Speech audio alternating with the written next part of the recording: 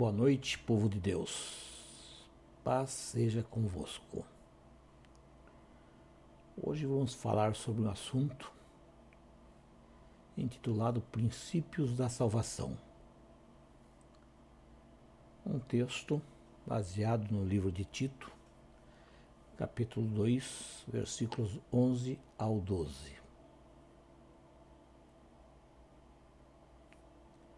A palavra salvação, ela aparece na Bíblia, na versão Almeida corrigida, cerca de 167 vezes. Ou seja, a palavra salvação aparece na Bíblia 167, em 167 versículos no Novo e no Velho Testamento. Essa palavra, salvação, ela tem vários significados. Ela pode transmitir a ideia de uma pessoa ser livrada de algum perigo ou de destruição, como está escrito no livro de Êxodo, capítulo 14, versículo 13 e 14, no livro de Atos, capítulo 27, versículo 20. Porém, a principal referência é ser livrado do pecado. Então, salvação tem como referência ser livrado do pecado. Palavras escritas no livro de Mateus, capítulo 1, versículo 21. Portanto, a salvação significa receber a vida eterna. E a vida eterna é esta: que te conheçam a ti, o único Deus verdadeiro, e a Jesus Cristo, a quem enviaste. Eu te glorificarei na terra, finalizando a obra que me entregastes para realizar. Palavras descritas no livro de João, capítulo 17, versículo 3 e 4. O plano de Deus é salvar todas as pessoas. Sim, esse é o plano de Deus, salvar todas as pessoas. Mas nem todos vão aceitar ser salvos. Nem todos aceitarão ser salvos. Portanto, a salvação é uma ação de Deus. Uma ação que nos tira do império das trevas e nos conduz graciosamente ao reino de seu Filho.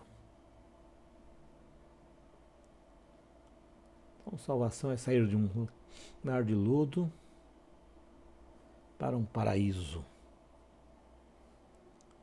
Ela é oferecida por Deus em Cristo Jesus gratuitamente e é a única solução para o problema do pecado. Então não existe outra solução para o problema do pecado a não ser a salvação.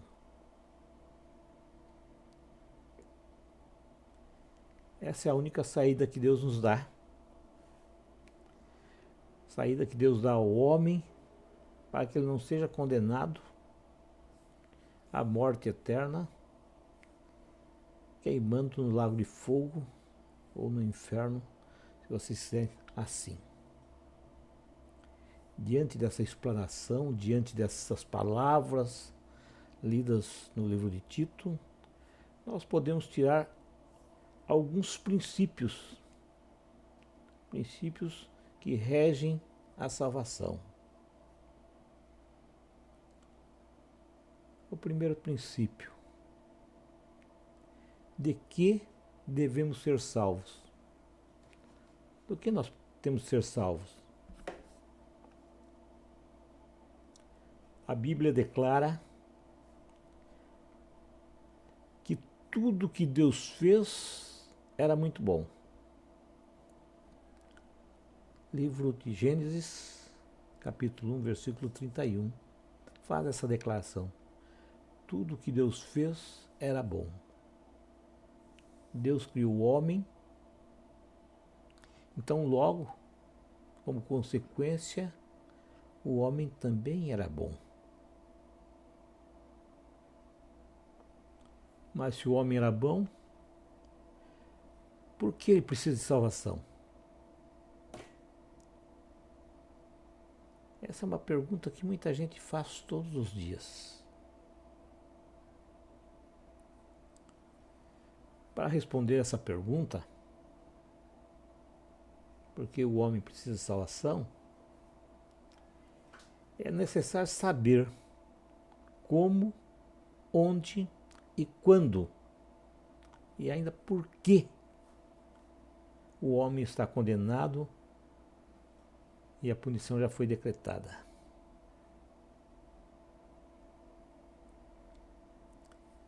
Em primeiro lugar, o homem foi condenado à morte, uma pena imposta por causa do pecado. Um pecado cometido por Adão. Adão e Eva pecaram. E por isso o homem precisa ser salvo, por causa dessa condenação. E nós, como descendentes de Adão, herdamos esse pecado.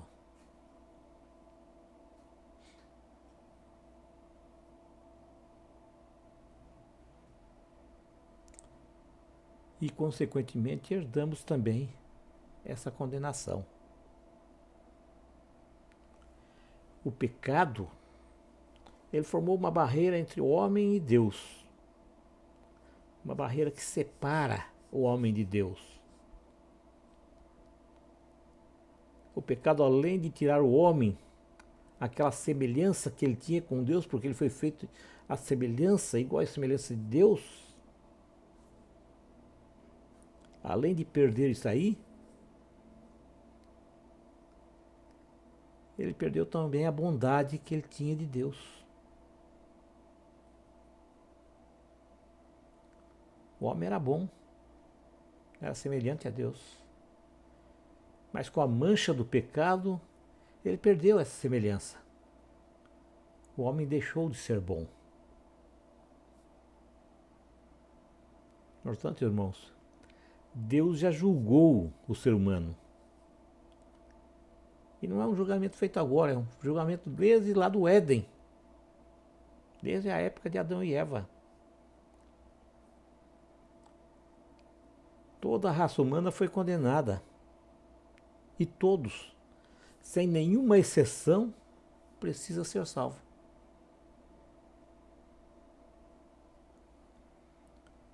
E essa salvação é oferecida gratuitamente, mas somente através de Cristo Jesus.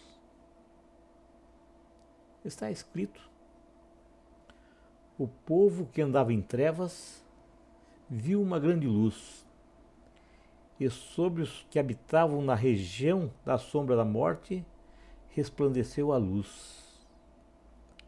Palavra descrita no livro de Isaías, capítulo 9, versículo 2.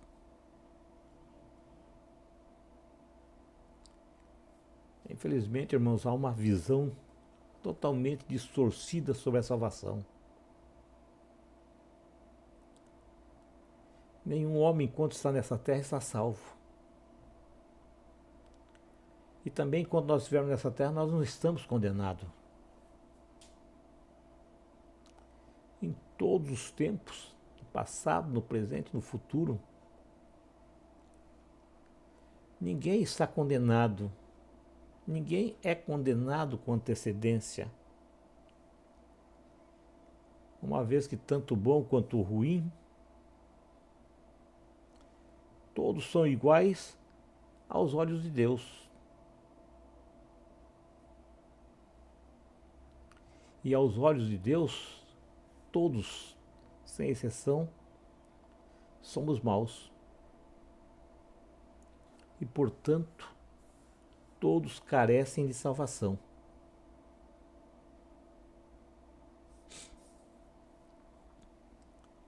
Isso é porque o mal ele está na natureza caída que nós herdamos de Adão e Eva. É bom frisar que o homem mau não se refere a ações boas ou más. Ser mau não está relacionado à moral ou à índole de cada indivíduo. Ser mau está relacionado com a natureza contrária de um Deus justo e santo. Deus nos fez bom, mas com o pecado nos tornamos mal. Contrário do que é Deus, um Deus justo e santo. Isso quer dizer, em outras palavras, que os descendentes de Adão, todos aqueles nascidos de Adão, são mentirosos, são ruins, são desonestos. Por quê? Por causa de um coração enganoso, um coração herdado de Adão e Eva. E não é uma falha de caráter. Portanto, aos olhos de Deus, somos maus. Palavras escritas no livro de Salmos, capítulo 58, versículo 3, e no livro de Jeremias, capítulo 17, versículo 9. Portanto, irmãos, através de uma ofensa veio o juízo de Deus sobre toda a humanidade, um juízo para a condenação. Esse juízo já foi sacramentado e, portanto, Cristo Jesus não veio para condenar ninguém. Ele não veio para condenar o mundo. Ele veio para salvá-lo.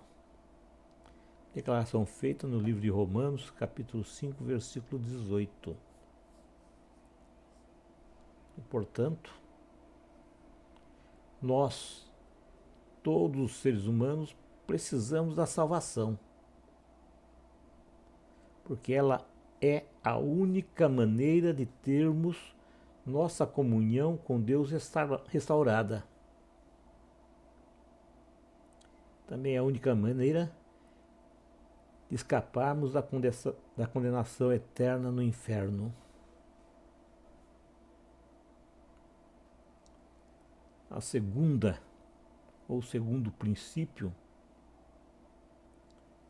nós podemos tirar, é uma consequência do primeiro. Todos pecaram e estão destituídos da graça de Deus.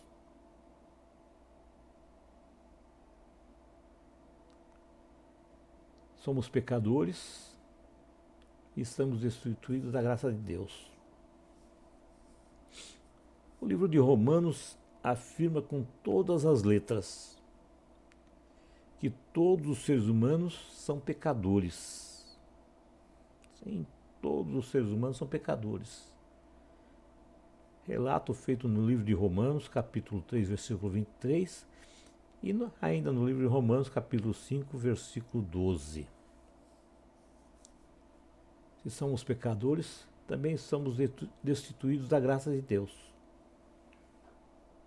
Esse pecado, que vem de geração em geração, desde Adão, nos retirou a glória de Deus. Sim, o pecado nos retirou a glória de Deus. Então, sendo pecadores, somos também merecedores da retribuição, ou seja, da condenação. Uma condenação referente ao pecado de cada um. Essa retribuição corresponde ao pecado e ela tem um nome.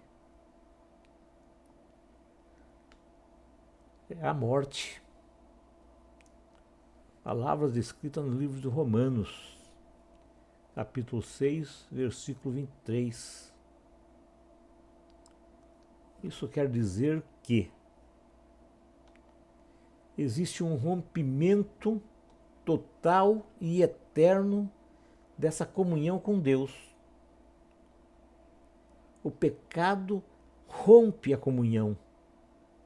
O homem não tem mais comunhão com Deus.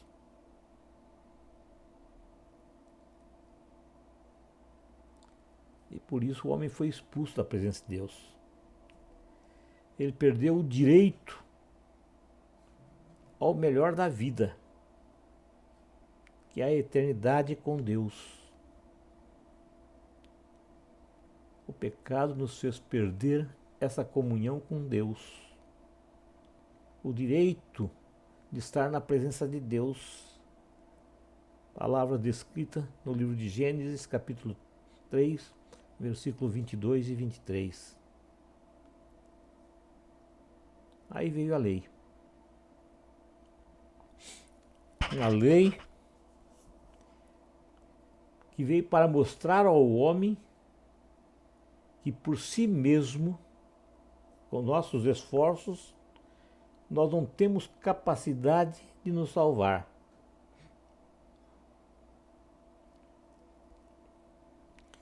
E por causa da nossa natureza corrompida, nós não temos nenhuma chance, nenhuma oportunidade, nada que possamos fazer que nos dê a salvação.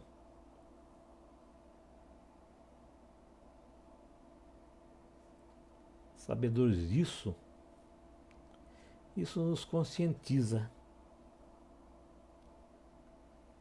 que não há obra que se possa fazer, que não há obra que se possa realizar, que venha compensar nossas ofensas diante de Deus. Nada, nada compensará as nossas ofensas, a ofensa dos nossos pecados diante de Deus.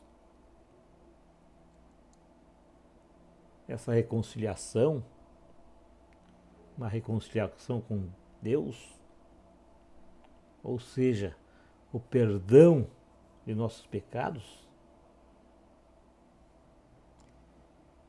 e que resulta na salvação, só é possível através da graciosa misericórdia de Deus, que designou Cristo Jesus, seu Filho amado, como mediador entre nós homens e Deus.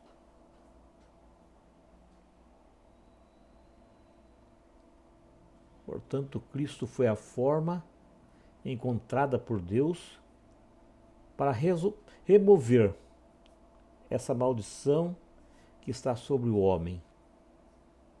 Declaração feita no livro de Romanos, capítulo 3, versículo 16.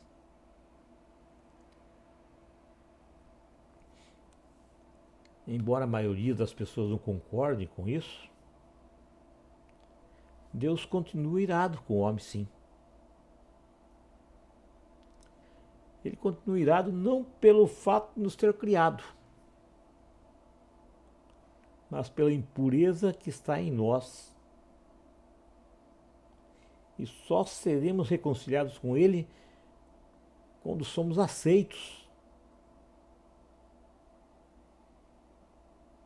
Aceitos por meio de uma justiça, pois não há justiça onde o pecado está presente.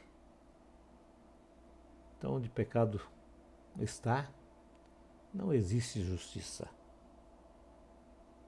Portanto, nós só seremos libertos do pecado quando Cristo Jesus eliminar essa maldição sobre nós.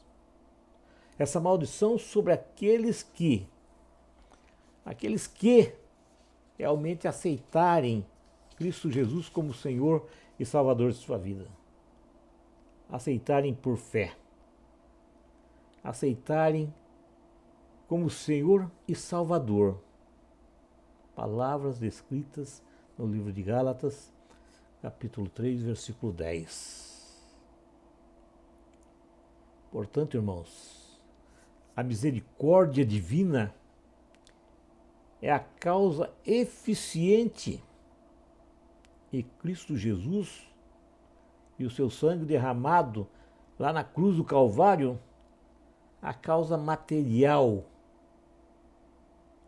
e a nossa fé, a causa instrumental,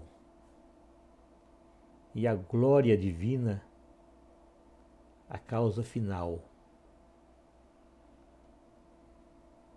Então, sem fé, ninguém agrada a Deus. Sem crer, ninguém será salvo. Sem a glória de Deus, nada pode acontecer. O terceiro princípio que podemos tirar nessa noite é que Deus é perfeitamente justo. Deus é justo. Perfeitamente justo.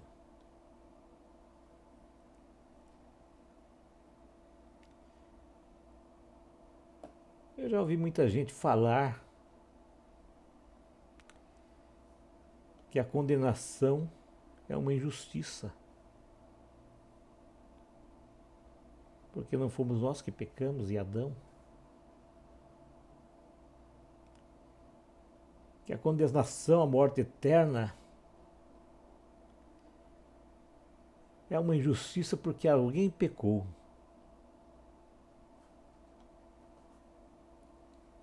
Tal alegação não livra o homem de sua condição. O homem está sujeito ao pecado.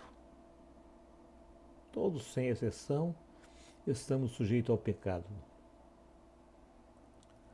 O que realmente livra o homem de tal condenação é crer em Cristo Jesus. Crer em Cristo Jesus é o poder de Deus para transformar os filhos de Adão em filhos de Deus.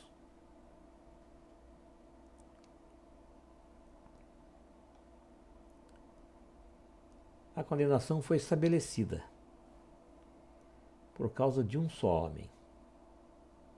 Um homem que pecou. Pela ofensa de Adão, todos os seus descendentes foram condenados. Declaração feita no livro de 1 Coríntios, capítulo 15, versículos 21 e 22. E através de Adão, todos nós adquirimos o conhecimento do bem e do mal.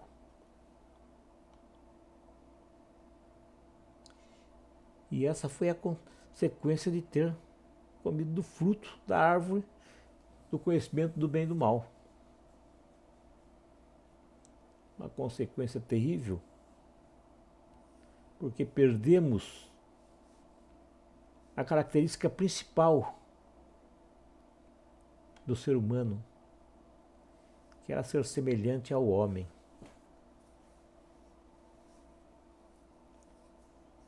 Enquanto éramos bons, nós éramos semelhantes a Deus. Mas com o pecado, perdemos essa semelhança. Nós éramos perfeitos. Nós éramos semelhantes a Deus. Nós éramos santos. Mas com a queda de Adão, nos tornamos imperfeitos. Imperfeitos e maus. E por isso teremos de dar conta de nossos atos, e se não formos justificados por Cristo Jesus, Deus exercerá a sentença.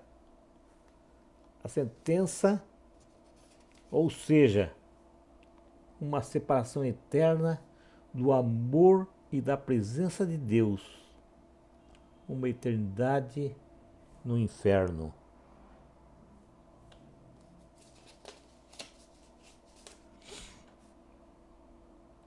Deus é perfeitamente justo. Ele não mostra em nenhum momento parcialidade. Declaração descrita no livro de Atos, capítulo 10, versículo 34. Ele ordena e também executa a justiça contra os maus tratos. Declaração feita no livro de Zacarias, capítulo 7, versículo 10, e 2 Tessalonicenses, capítulo 1, versículo 6, e ainda no livro de Romanos, capítulo 12, versículo 19. Mas assim como ele executa a justiça,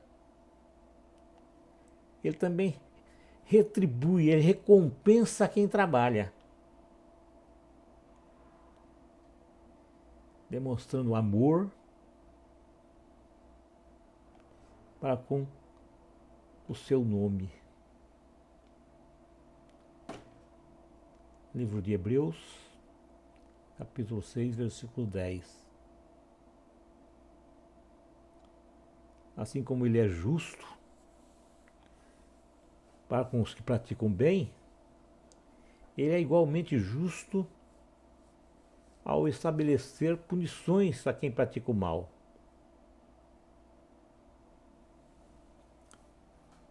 Ele providenciou tudo que o ser humano precisava. E também nos advertiu. Ele nos advertiu das consequências de nossa desobediência. Eva foi enganada. Ela foi enganada pelo diabo, pelo encardido, por Satanás, não importa o nome. E Adão prontamente comeu o fruto proibido. Ele não foi enganado. Ele sabia das consequências. Ele fez porque quis.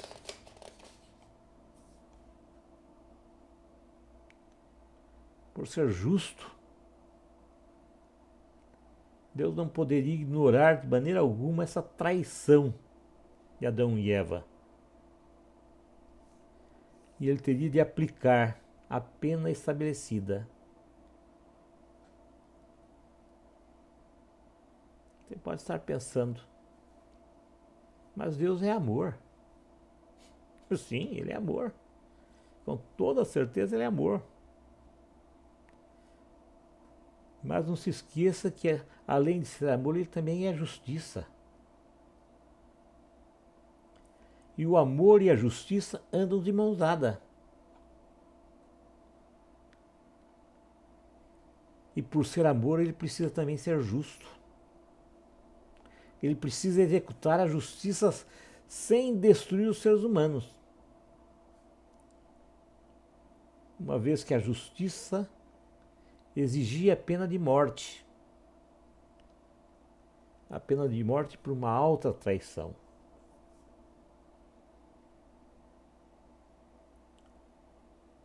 Mas ele, com sua infinita bondade,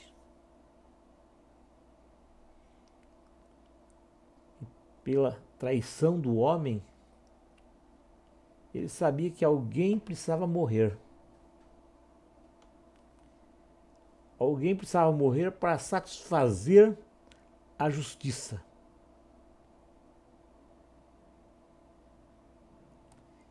E esse alguém devia ser puro, justo.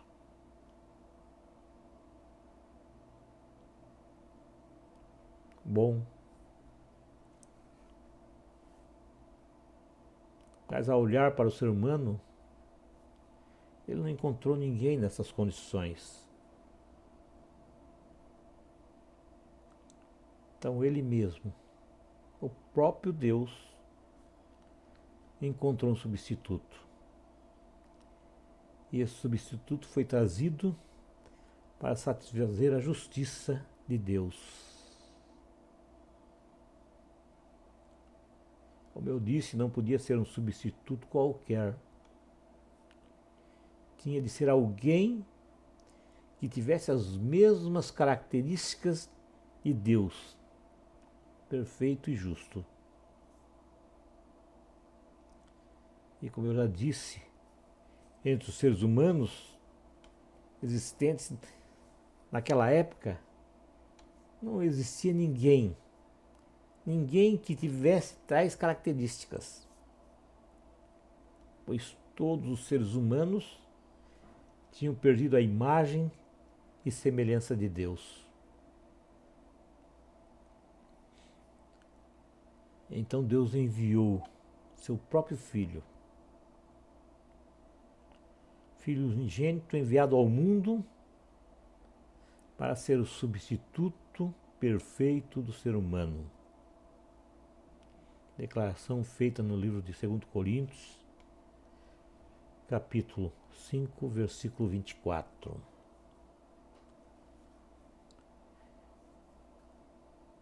Cristo Jesus se tornou o Cordeiro de Deus.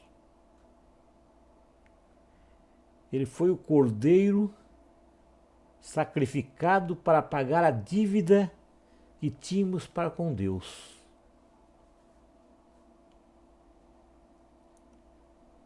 Foi um sacrifício universal.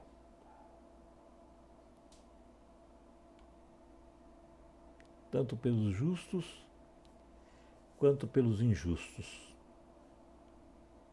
Para que todos, sem exceção, pudéssemos ter acesso ao Pai. Declaração feita no livro de João, capítulo 1, versículo 29, e 1 Pedro, capítulo 3, versículo 18. Cristo veio ao mundo, se fez homem, habitou entre nós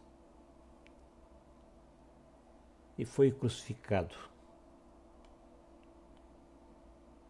Com sua morte, a justiça foi satisfeita plenamente.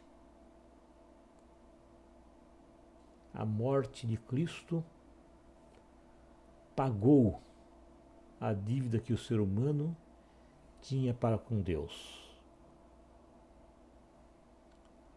Aquele pecado de traição foi pago. E, portanto, ele não pode ser usado contra o ser humano.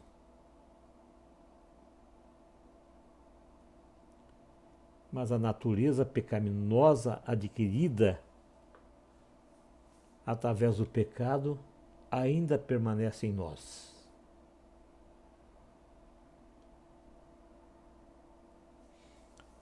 O quarto princípio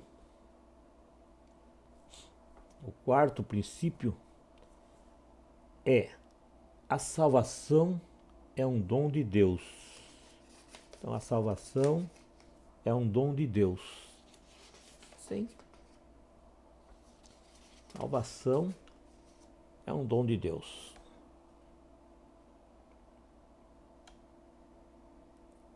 Se é um dom, é algo que ele dá de graça. Salvação não pode ser comprada.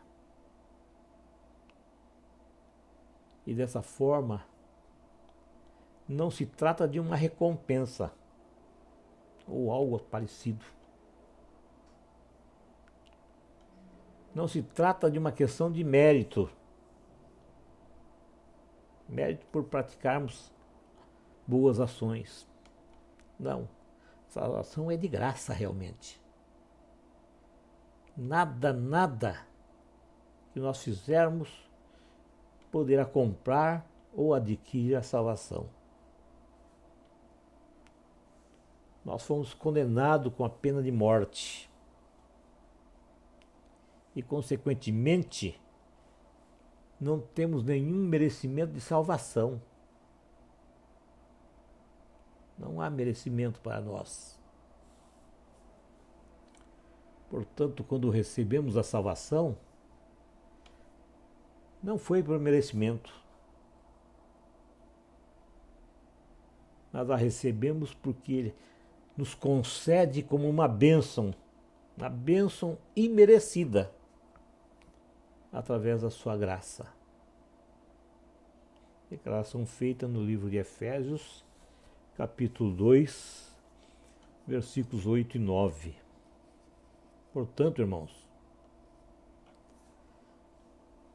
salvação nunca foi, não é e nunca será por nossas boas obras, por nossas boas ações.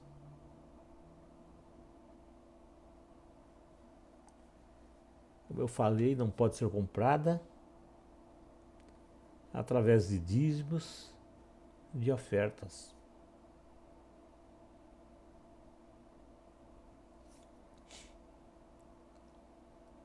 Infelizmente, essa prática de trocar dinheiro e bens por bênçãos é muito utilizada por pastores, por padres, mas na verdade não são pastores nem padres, são simplesmente mercenários.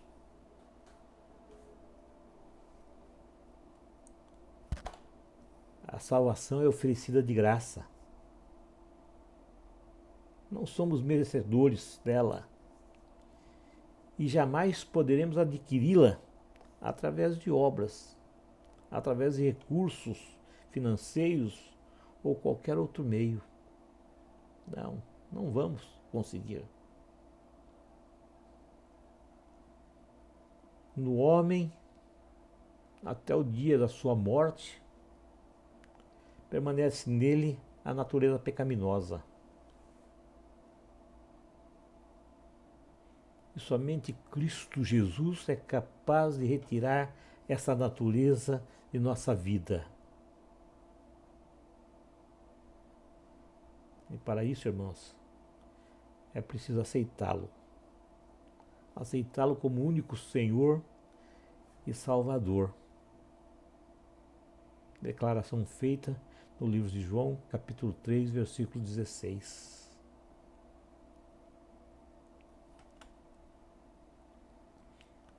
A salvação significa ser livre da condenação, de uma condenação eterna. Todo homem, ao nascer, ele nasce com a natureza pecaminosa, herdada de nossos pais. E se temos essa natureza pecaminosa, somos escravos do pecado. E a cada um de nós é dado o livre-arbítrio. Livre-arbítrio de escolha. Ou seremos salvos, ou seremos condenados. Não existe outro caminho. O homem, ao nascer, ele tem duas escolhas: ser salvo ou ser condenado. Não existe outra opção. Ou nós vamos para o céu, ou nós vamos para o inferno.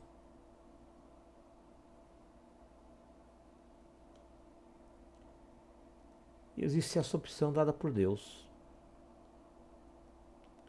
Uma carta de alforria assinada com o sangue de Cristo Jesus. Uma carta que nos liberta do jugo da escravidão. Declaração feita no livro de João, capítulo 8, versículo 36. A escolha é nossa. Deus não interfere na nossa escolha. Nós temos de escolher. Nós vamos escolher a que voz queremos ouvir. A voz de Deus ou a voz do encardido, do diabo?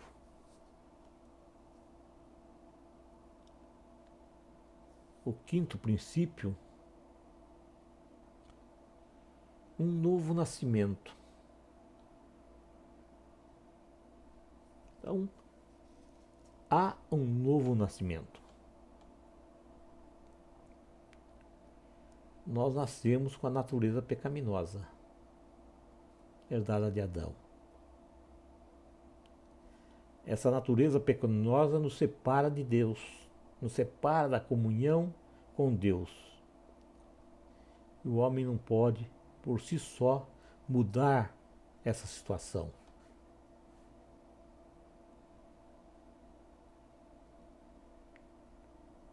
Por isso Jesus ele disse a Nicodemos que para ver o reino de Deus é preciso nascer de novo. Palavras escritas lá no livro de João, capítulo 3, versículo 1 ao 21. Não se trata de um nascimento como Nicodemos pensava. Não é um nascimento físico.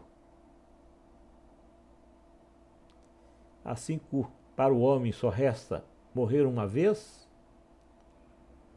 fisicamente, nascer fisicamente, é só uma vez que que isso pode acontecer.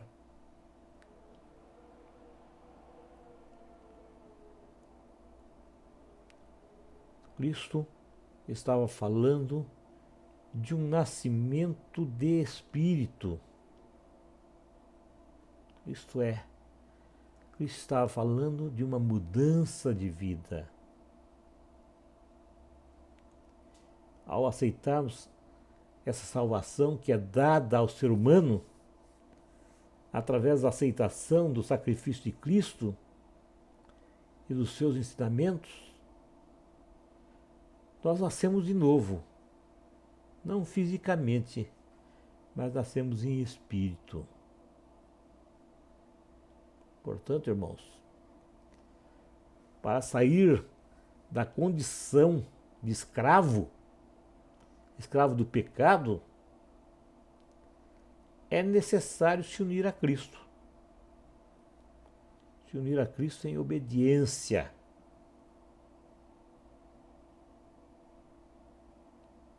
Esse foi o plano de salvação que Deus providenciou para todo ser humano. Uma salvação que vem através da união do homem com Cristo Jesus. Como eu já falei, a morte de Cristo é universal. Ela é estendida a todas as pessoas. Mas uma coisa é certa: somente aqueles que se unirem verdadeiramente com Cristo é que poderão usufruir e desfrutar dessa salvação. Ao nascer de novo, o ser humano tem sua vida mudada. Palavra declarada no livro de Colossenses, capítulo 3, versículo 10. E ele passa a ser um peregrino nesse mundo. Ele sabe que não pertence a esse mundo. Ele não pertence mais a esse mundo. Isso é marcado pelo seu amor ao próximo.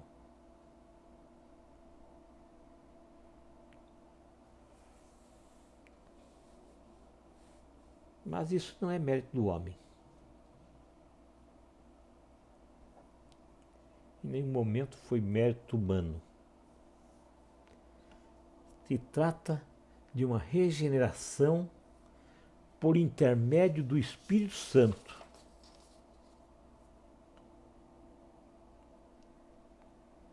Quando isso acontece, o homem nasce de novo, vem o arrependimento. E a fé em Cristo Jesus vem como resultado da obra de Deus na nossa vida. claro, é evidente que para chegar a Cristo Jesus, as pessoas têm de se convencer de que são pecadoras e necessitam ser salvas. Então, você tem de estar convencido de que você é pecador, que você precisa ser salvo. Essa é uma condição. Quando você sabe que é pecador, quando você sabe que é salvo, a pessoa se arrepende. Ela se arrepende dos seus pecados e põe sua confiança em Cristo Jesus. Uma confiança para ser salvo. Portanto, irmãos, arrepender e crer deve ser de forma espontânea. Essa é a nossa parte. É a única coisa que nós temos de fazer. Se arrepender dos nossos pecados e crer em Cristo Jesus. É uma parte tão pequena. Porque tudo demais é algo que somente Deus pode fazer. E nós não podemos fazer nada, a não ser nos arrependermos de nossos pecados e crermos que Cristo Jesus é verdadeiramente nosso Senhor e Salvador. Não sou eu que digo isso, não. O próprio Cristo disse isso a alguns de seus inimigos. Ele falou que eles não criam nele, Jesus. Sabe por quê? Porque o Pai não os havia capacitado a fazer isso.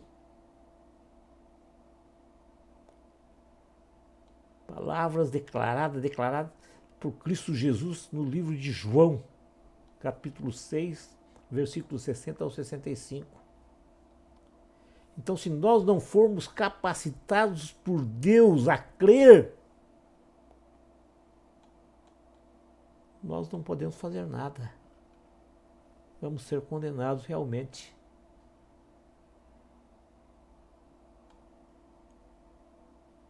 Portanto, irmãos,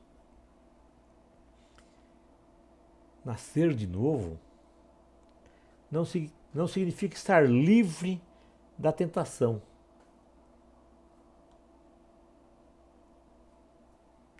A tentação vai vir. Mas a escolha é nossa. A escolha é única e exclusivamente nossa. Se nós escolhermos obedecer a Deus, o Espírito Santo nos dá escape, nos dá a força necessária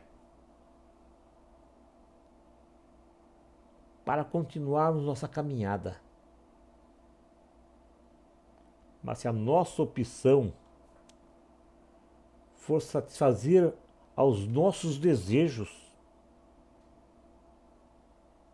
estamos causando a nossa própria condenação. Estamos causando a nossa própria morte espiritual. Palavras escritas no livro de Tiago, capítulo 1, versículo 14 e 15.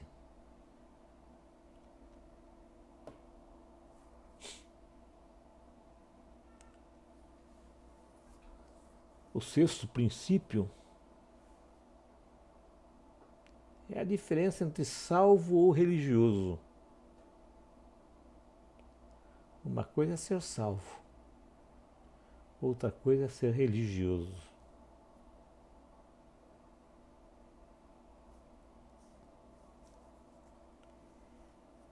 Nós vemos no dia a dia muitas pessoas envolvidas em realizar alguma coisa para Deus.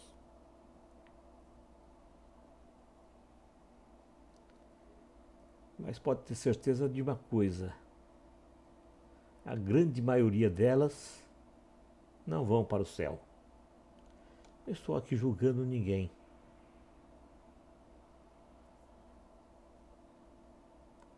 Mas digo sem medo de estar cometendo uma heresia.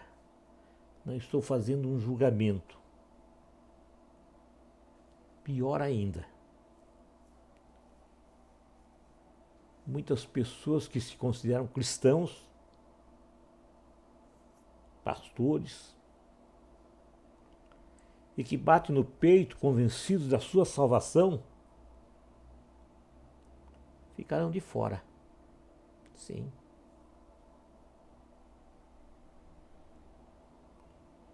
Mesmo que eles não estejam envolvidos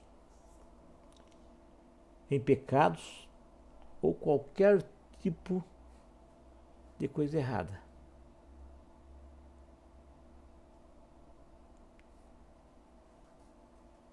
Porque muitos vão ficar de fora. Não há devido coisas más que fizeram,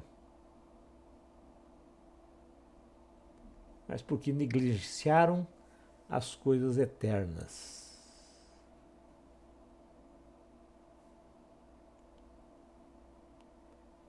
Essas pessoas de que estamos falando zelam pelas coisas boas. Coisas boas do mundo. Porque o mundo também tem coisas boas. Mas põe de lado as coisas de Deus. Pois elas estão ocupadas com cada detalhe do dia a dia. E não tem tempo para as coisas da vida espiritual.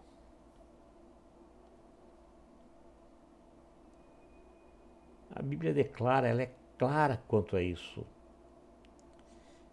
Ela nos diz: buscai primeiro o reino de Deus e a sua justiça, e todas essas coisas vos serão acrescentadas. Palavras escritas no livro de Mateus, capítulo 6, versículo 33. Portanto, irmãos,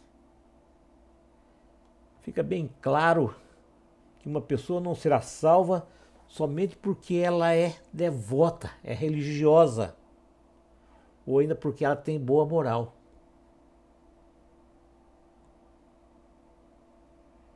Ser boa, ter boa moral, é uma obrigação, é uma necessidade. Então isso pode até ser importante. É importante, mas não é suficiente. Suficiente para que alguém seja salvo. Então ser bom, ter boa moral, não quer dizer que a pessoa vai ser salva.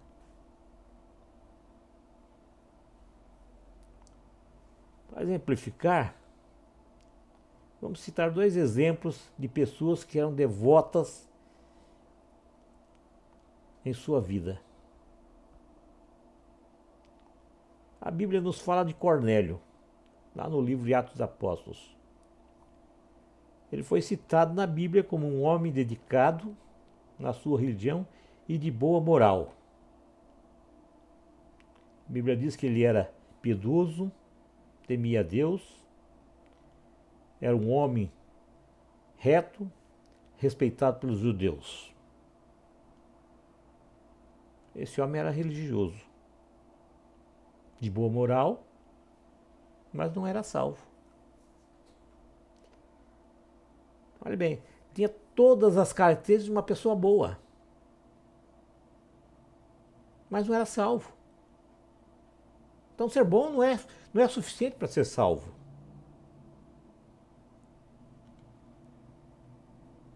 Mas Deus olhava para ele. Deus mandou que ele buscasse Pedro, o apóstolo, que lhe diria palavras as quais ele poderia ser salvo. Não sou eu que estou dizendo, não. É a Bíblia no Atos dos Apóstolos que declara, capítulo 11, versículo 14.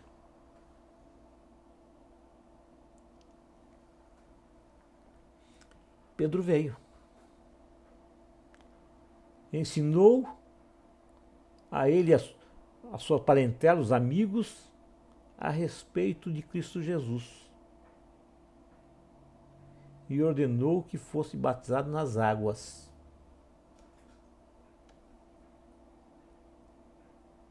Então esse é um exemplo de homem que foi salvo.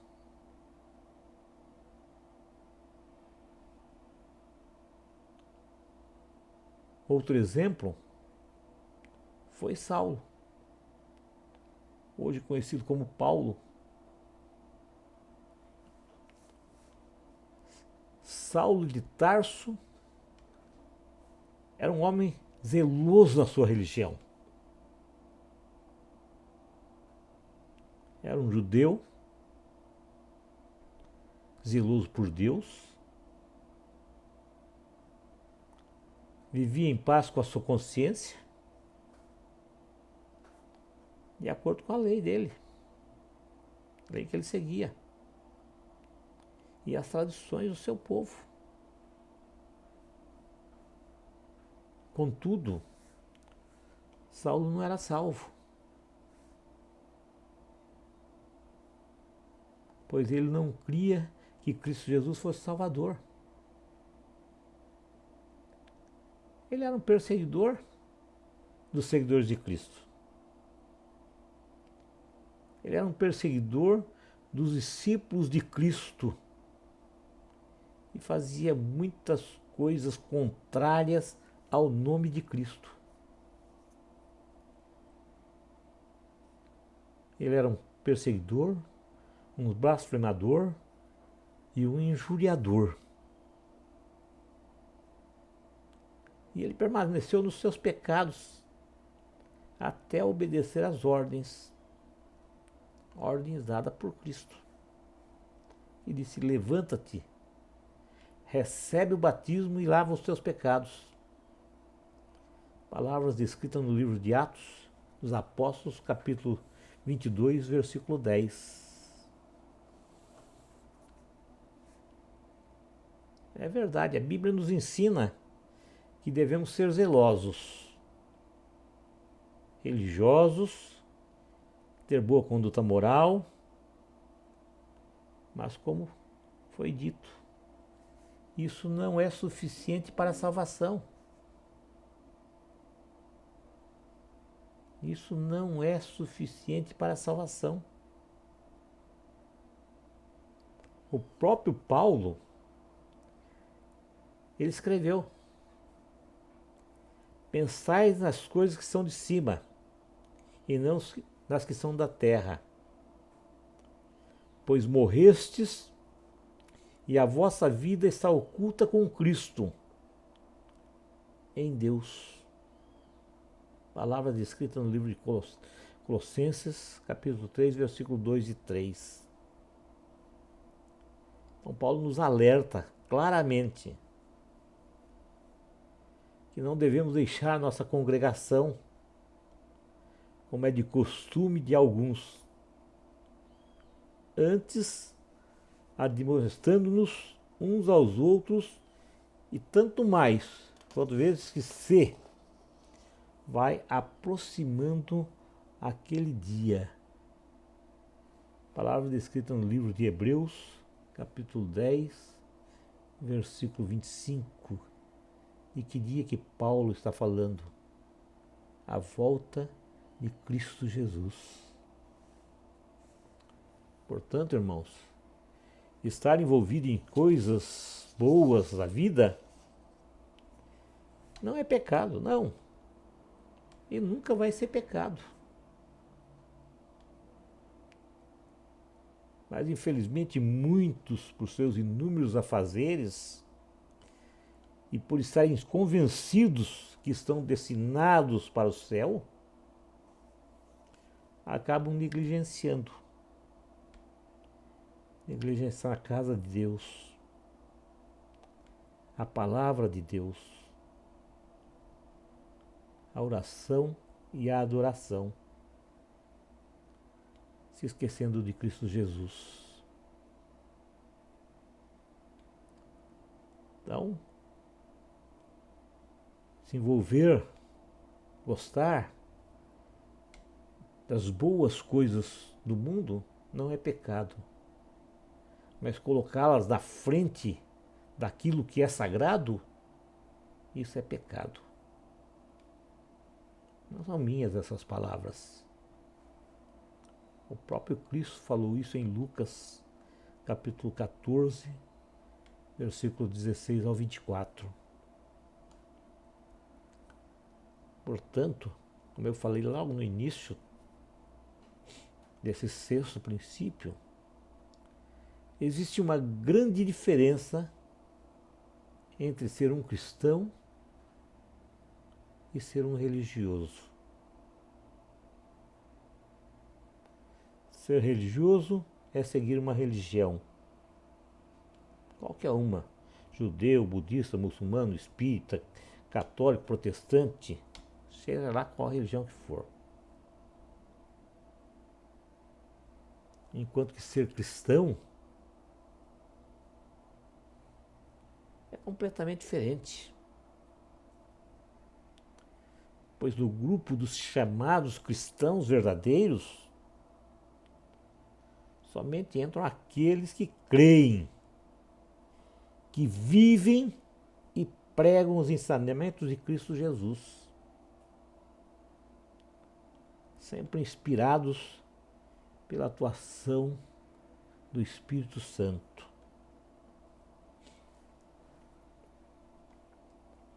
O sétimo e último princípio é uma pergunta.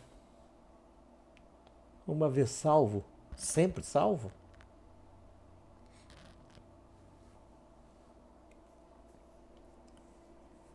Olha, eu já li a Bíblia mais de 30 vezes. Em nenhum versículo eu encontrei essa declaração. Uma vez salvo, salvo para sempre. A Bíblia não traz isso. A Bíblia declara que uma pessoa será salva se e somente se demonstrar fé genuína em Cristo Jesus.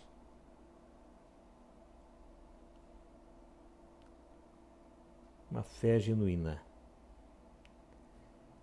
E ela alerta ainda a cada um de nós. Ela alerta que as pessoas podem perder a salvação mesmo depois do novo nascimento. Nasci de novo, posso perder a salvação. Você nasceu de novo, você pode perder a salvação, sim.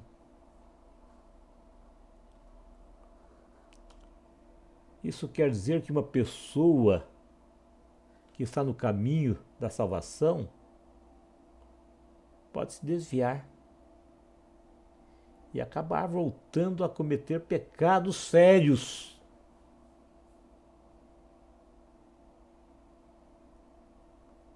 Isso está declarado no livro de Hebreus, capítulo 10, versículo 26, também no capítulo 6, versículo 4 e 6, e no livro de 2 Pedro, capítulo 2, versículo 20 ao 22.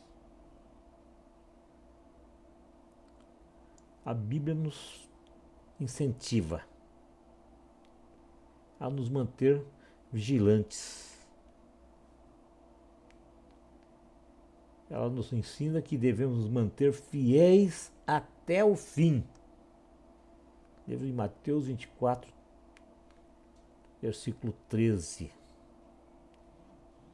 Também Hebreus capítulo 10, versículo 16. E ainda Apocalipse capítulo 2, versículo 10.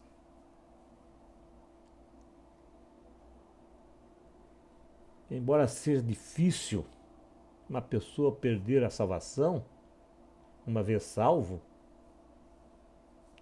não é impossível. Pois um salvo que aceitou Cristo Jesus como seu Senhor e Salvador, e portanto foi salvo do pecado, consequentemente, não vai perder a salvação. Porque ele foi salvo por meio da fé.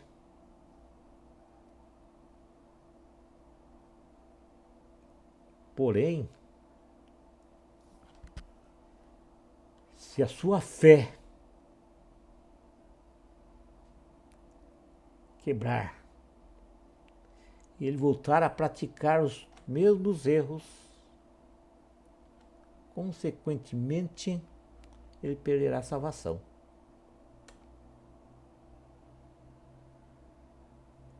O livro de Ezequiel é claro quando diz isso. Lá no capítulo 18 ele fala claramente: se você é salvo, voltar a praticar coisas erradas, deixar a sua fé se esvanecer, você será condenado, perderá a salvação, sim.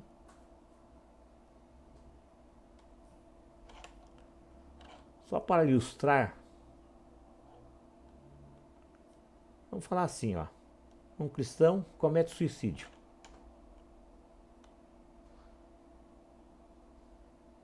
Ele vai ser salvo? A Bíblia é clara. Se suicidou, está condenado. Ah, mas ele era salvo. Ele era. Mas cometeu algo da qual ele não pode se arrepender mais. Ele morreu, se matou. Então ele perdeu a salvação. Ele não vai para a glória eterna.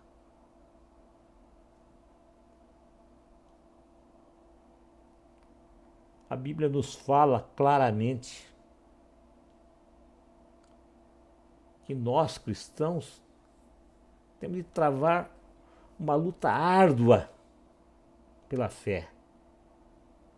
Palavra descrita no livro de Judas, capítulo 3. E vai além que a gente deve persistir em produzir a salvação com temor e tremor.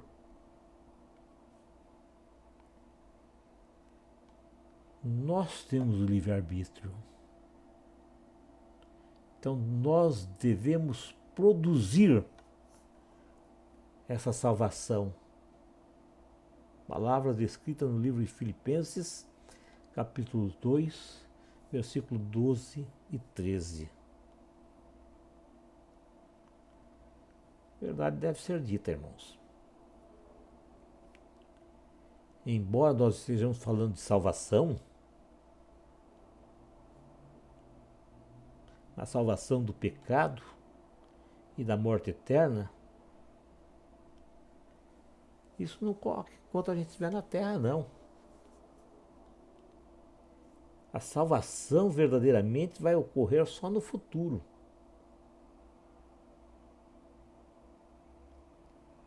Hoje, com Cristo, nós fomos justificados do pecado. Nós fomos reconciliados com Deus, para que a gente possa ser salvo no futuro.